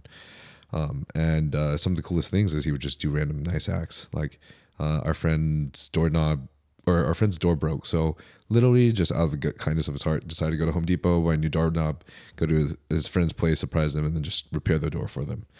Just all these random things. You know, we got Subway for dinner. Like 5 minutes later, saw a homeless guy on the side of the road, just gave him the entire sandwich. Then we went home. So he didn't have his Subway dinner, but you know, he just did it because like he felt like he connected with a homeless man, related to him because something about jail that I don't remember. But there's just all these crazy things, and he actually saved physical lives. And then even in the end, when he passed away, he was an organ donor, so he saved like 50 plus lives again, and his heart went to someone in San Diego, which is where we lived, which was like really beautiful. But honestly, like when I think about him, I think of like, wow, I met like Christ in real life. And it kind of gives me shivers, honestly, still to this day. But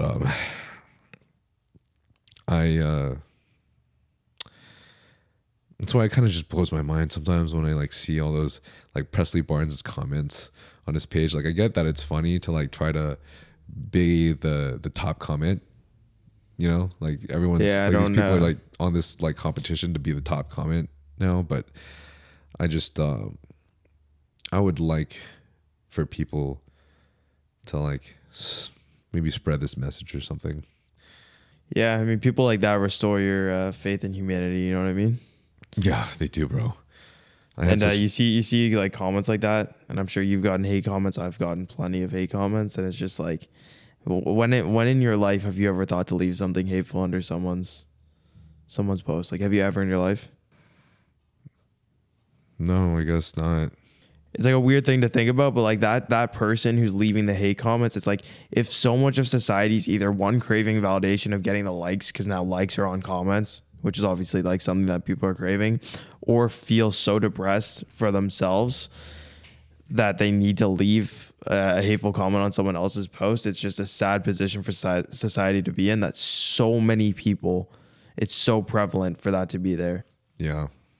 James English and I were actually talking about this on the last podcast, but it's like, when in society were you able to like outright tell your tribe or the people in your tribe while being like masked as if you were just not known, just terrible things? Yeah. Like, when were you ever able to do that? Like, never. No. So now we just have to deal with everyone's dark thoughts, which is kind of crazy, you know? Yeah. And social media is an echo chamber, right? Like, more people will view and personally feel a particular way, meaning they like the content or they like the person, than the people that are commenting. But the comments are the ones that you're going to see. The comments are the ones that are the people who are like feel negatively or a particular way about the post or the person. Those are the people that are going to leave the comments. Yeah. Because obviously, like, for your friends and stuff, you're going to leave a comment that's super positive or supportive or any of these different things. But for a random person, it's probably unlikely that you're going to leave a super positive comment unless you know them. Yeah. Even if you do like the content or like the person. Yeah, this is very true.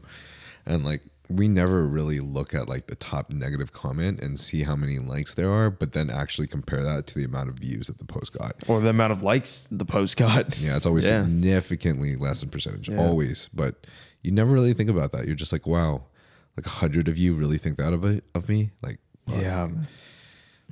There's so many more questions I want to ask you, but we're cutting a little close, and I still want to ask you the Q&A. Yeah. But what is the best? What's the best piece of advice you've ever been given? Best piece of advice I've ever been given. Probably from my dad, just telling me to go fully in on whatever I genuinely love and have a passion for. And I think that does tie into faith for sure, because you do have to have a certain degree of faith in yourself and the work that you're doing, that it will reap some sort of reward. But I think that if you genuinely have a passion for something, you will find a way to make it happen. And that's going to look different for different people, because there's artists that are homeless but are happier than people that have billions of dollars. Mm-hmm. And so where you put value in is like kind of up to you. But I think that if you go 100% in and you give every single thing that you have into the passion that you have, then you'll never feel unfulfilled. So I think having like my dad being 100% supportive, my mom did too as well, but my dad always told me that. Like, it was like a very specific thing. Like, you said, like, Tristyn, if you want to stop this, and even like when I got into social media, even now, like, if you want to just go away and just do something else, like not do social media ever again, like, you 100% have my support. And just having that is just like, man, that's invaluable. And not a lot of people have that. So that's why it's like, I can only speak from my perspective, and my perspective is obviously kind of like tampered from having so much support. But like, just have so much delusional self-belief in yourself that you're going to just push forward and give 1,000% into whatever you do. And if you fail, like, at least you gave 1,000%. But I don't think you can be unfulfilled unless you like didn't give 1,000%. Damn, dude. I never really received that feeling for most. Well, of course, for my childhood, but very recently, I got that a little bit from my dad. Mm-hmm. Dude, it's kind of hard for me to express, but man, like feeling like you could be accepted regardless. Like Unconditional love. Fuck, dude. Mm-hmm. That shit hit. It really did. It's something that I hope that I could have for my children. I'm writing it down that I will have it for them. I know it's always hard, but it's something that I hold of high value. Is like just that love and be like, if this is what you want to do, I fully support it. Do you ever look at like your path that you're currently on and look at it from that perspective? Like how even my failures and trials and tribulations on the path that I'm currently on, how is that going to affect the stories that I tell my kids or the lessons that I teach my kids? Like, right. I think that's like a big part of how I've kind of directed my current path. And I guess sort of like finding my direction in my current path is like, how is this going to contribute to being the man that I want to be for my kids when I eventually have children? Mm-hmm. You know what I mean? It's a difficult thing because it's like you never know the direct steps, but it's like almost something where you have to just kind of walk it out, which most people aren't willing to do. Most people aren't willing to just take the first step, fall, get back up again, do it again and again and again, and get beat into the ground over and over again until they reach the point where they're like, oh wow, like I am the man that like I want to be for my children. So that's why I think like when we talked about like what is the ultimate like nectar of life, it's like having that vision of like family down the line. And I know some people just don't want kids, which is fine, like fair enough. But for me, I just can't imagine a life where I don't look at myself in the future and think, how am I going to build myself up each day now leading up to when I'm 45 years old and I have a 10-year-old son or I have a 15-year-old son or whatever, and he's becoming the man that like I wanted to be when I was growing up. I wonder that every day, man. Always. Yeah. Like, am I going to be the right father? And like, how do I like build myself up to be the right one? Like, that's like my biggest thing right now. Like everything that I've made my moves for right now, first off has been, how do I make myself the right partner? How do I make myself the best provider? And the first thought for me is like for my future wife, because I guess that's the first step that I haven't acquired yet. But the thing that follows that thought very closely is for my future kids. And man, that stuff has been hitting really hard recently. I don't know if like taking gear for bodybuilding has accelerated my brain to the point where I'm like almost ready for kids now, but I feel that stuff. I don't think it's weird for like, especially being at your age, like yeah, I guess at my age, being 22 years old. 22. Yeah. 22. Right. Dude, when I was 12 though, seriously, I remember thinking like I would have a kid at this age, because I'm pretty sure my parents had a kid at like this age or a year older. It's crazy to see like all of the people, all of my friends, all of our friends that were like in our high school or whatever that we don't hang out with now, they're all like married, and a lot of them have kids now too. It's mind-blowing to me. Yeah, some for sure, but I think a lot of people in our space just don't. Oh yeah, in our space, in LA, nobody. And then, I don't know in LA on the internet, like. There's so many like people who are like 30 years old on the internet and just don't have families or kids. So like maybe it lends itself to that, like the nature of the work, but I'm not sure. But then I think about Eric Janicki and I'm like, how do I become a dad like that? That's amazing, bro. Runs his businesses, has a family, and he's the 300 pounds jacked. What else can you ask for? Like, how do you like manage all that time, bro? Yeah. I ask him this all the time, dude. This like, I look up to it so much. And he's like one of the nicest human beings in the world too. Yeah, man. I don't get it. It's funny because nobody, like, especially in his first running videos where he's like sprinting towards the camera and he's massive, nobody thought that he was the nicest guy. Everyone's just like, who's this douchebag that's just his Spider-Man costume? And then he comes out with his Spider-Man costume videos. All right. Last question for me, and then let's do the Q&A real quick. Let's do it. If you could meet anyone in the world, alive or deceased, who would it be? I don't know. That's a very tough question. Maybe like, oh, you said alive or deceased? Alive or deceased. Oh, okay. Is it harder like that? Yeah, no, it's easier. Okay. Because I was thinking only about deceased. Probably like Mike Tyson. Mike Tyson. Yeah. Really? Mike Tyson's always been like a massive inspiration of mine. I don't know. Just because I love his champion's mentality and going, and how like not only like during his prime, like prime Mike Tyson when he was like super aggressive and would do anything to win, sort of like Michael Jordan, I guess, and then Kobe's like Mamba mentality, but then also like how Mike Tyson now like shifted to like this whole like wholesome. He's kind of like discovered himself. Like I like that arc where it's like you go through this like competitive rampage of like building yourself up. It's like almost like some anime thing, like a character build, but like you go through this whole phase of like basically discovering who you are, and then at the end it's like you drop all of your ego, and then now you're just living life to be fulfilled, which is, I don't know, that's just very interesting to me. I think he's got a lot of interesting perspectives. Damn, that's cool, dude. I think I'll fucking look him up more. Yeah, let's see where Mike Tyson gone. How long have you been 16 years old for? 5 years? It's 5 years now, right? I think so. That sounds about right? When will you compete on stage? Asked by Casey. Asked by what? Casey. Oh, Casey. What up, Casey? So, initially the plan was August this year, just around my birthday when I'm turning 16 again. Oh yeah, your birthday's a day before mine. Oh, really? Yeah. Oh, what the hell? August Okay. 21st. Yeah. So you'll be turning 16 as well. Yeah. Initially that was the plan, and then I gained 40 pounds and was still relatively lean from my leanest.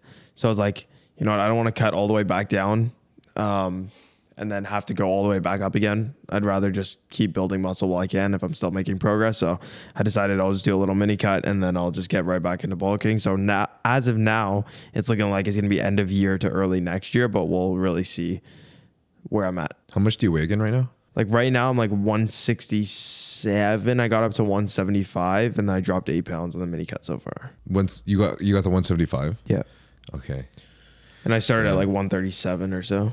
137? Yeah.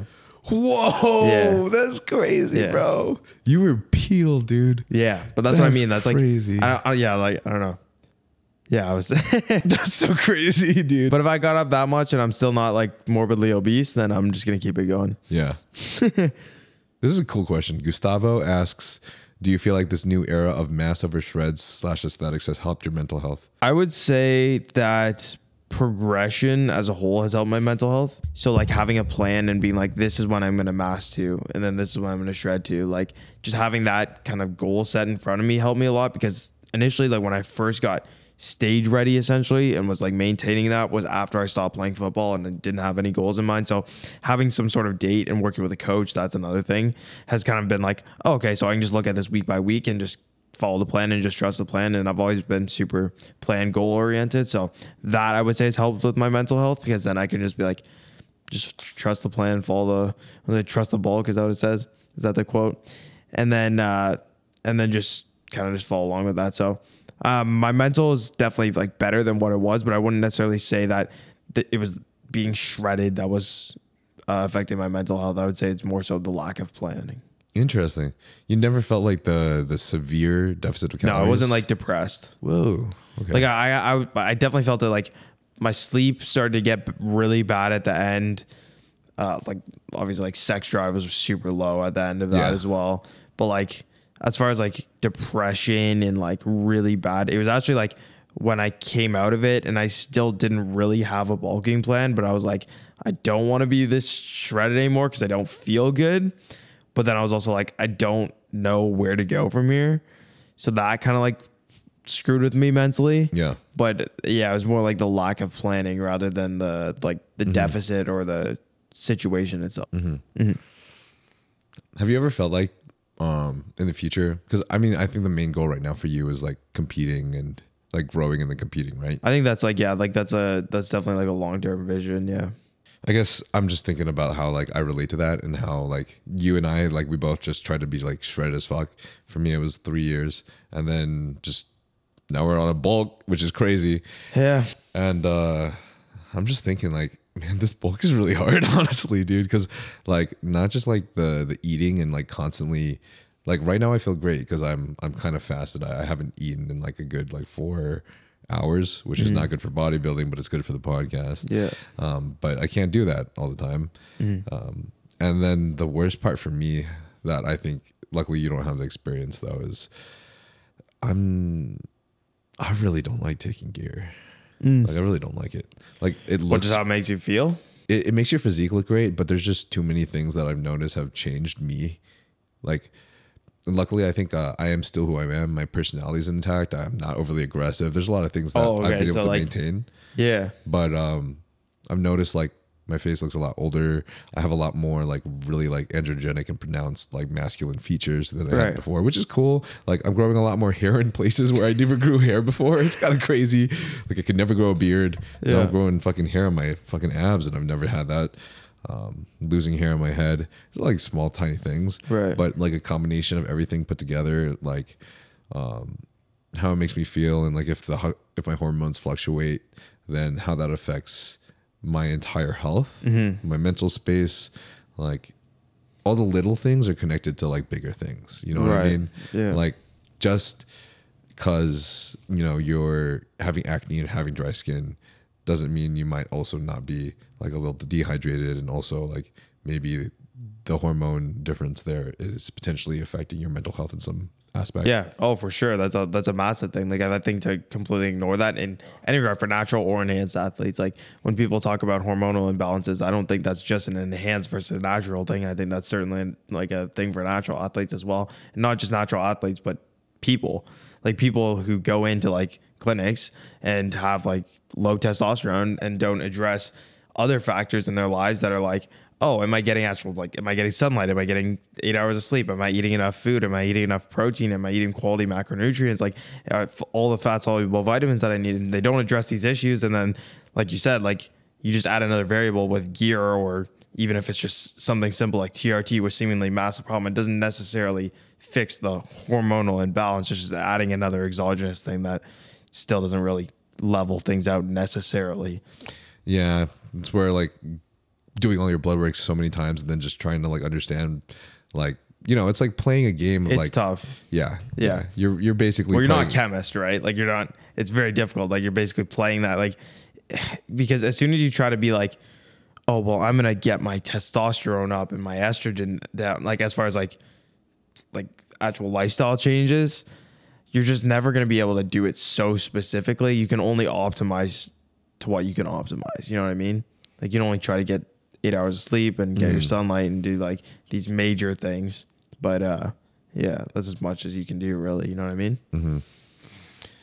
Lifting with Kev asks, what's your favorite diet that you've tried up to this point? I love carnivore, man. Carnivore? So good. Mental clarity.